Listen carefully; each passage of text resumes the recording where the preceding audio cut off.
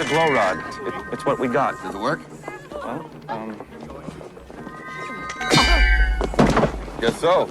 Tim Walz and I are both gun owners. We're not taking anybody's guns away, so stop with the continuous lying about this stuff. We have to have a buyback program, and I support a mandatory buyback program. It's got to be smart. We got to do it the right way. Do you believe in the mandatory buyback of quote-unquote assault weapons? I do believe that we need to do buyback. Let's remember Charlottesville, where there was a mob of people carrying tiki torches, spewing anti-Semitic hate. And what did the president then at the time say? There were fine people on each side. And you had some very bad people in that group. But you also had people that were very fine people on both sides.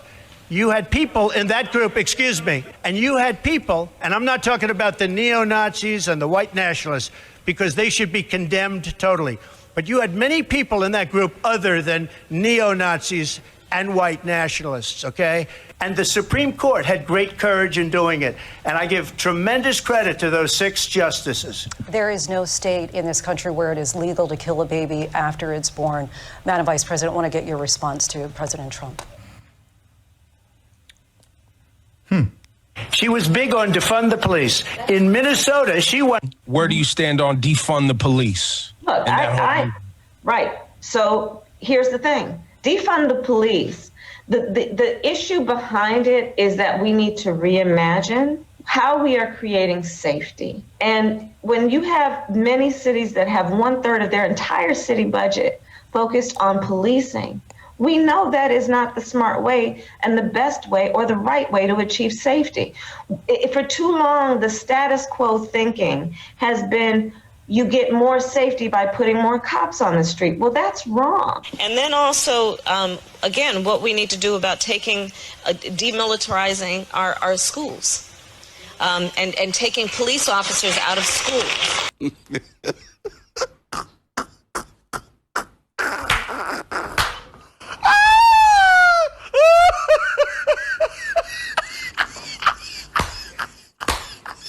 This business about taking everyone's guns away. Tim Walz and I are both gun owners. We're not taking anybody's guns away, so stop with the continuous lying about this stuff. I support buybacks, and it's something I'm so passionate about and so looking forward to being president to address. We've got to deal with this. How mandatory is your gun buyback program? It's mandatory. Stop with the continuous lying about this stuff. City boy! City boy! And the worst piece of all of this is the obvious tactic by ABC News, which was as follows. Mr. Trump, you said something incredibly controversial and terrible. Let me remind you of what it was. Do you have any regrets or thoughts on how terrible you were?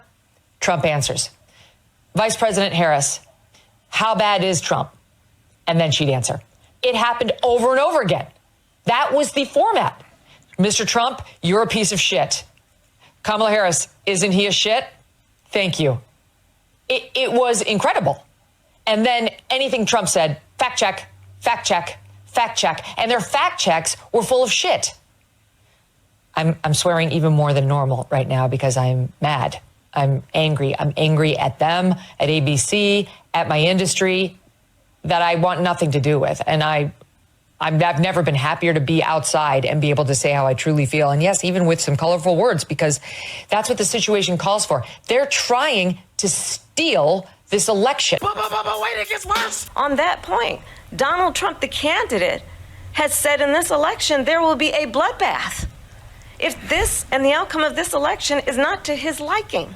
Mexico has taken, over a period of 30 years, 34% of the automobile manufacturing business in our country. Think of it, went to Mexico.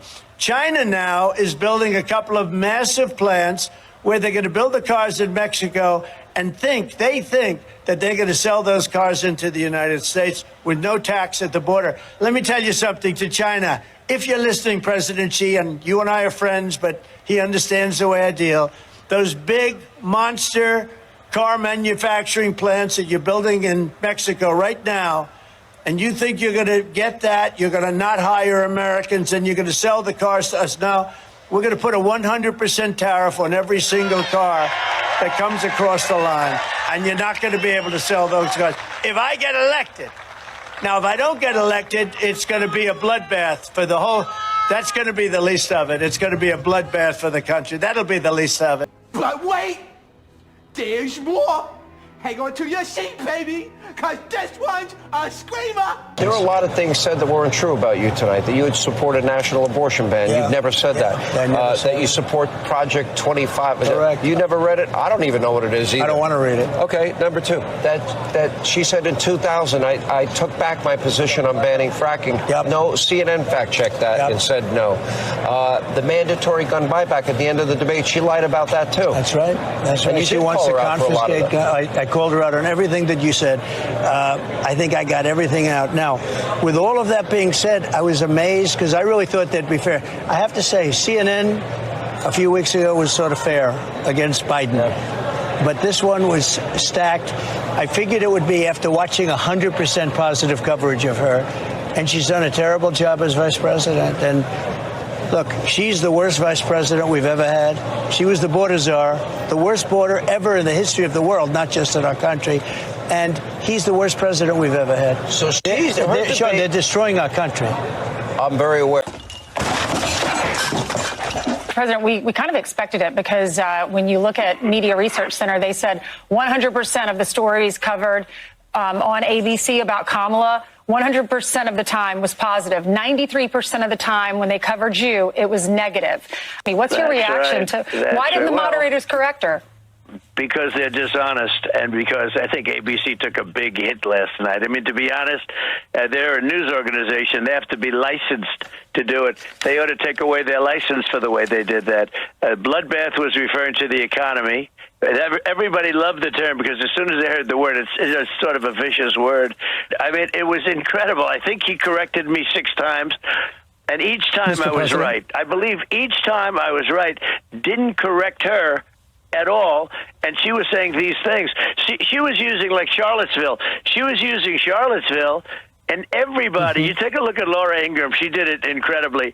She had it totally debunked. She said that, in fact, it makes it angry. She gets angry when people hear about Charlottesville, when they use that. Now comes the part where we throw our heads back and laugh. Ready? Ready! Harris will ban all fracking. Will you commit to implementing a federal ban on fracking your first day in office? There's no question I'm in favor of banning fracking. That will immediately put tens of thousands of Pennsylvanians out of work and send utility bills skyrocketing. There's no question I'm in favor of banning fracking. Trump will protect clean energy fracking and protect the jobs it creates. I'm Donald J. Trump, and I approve this message. They ain't taking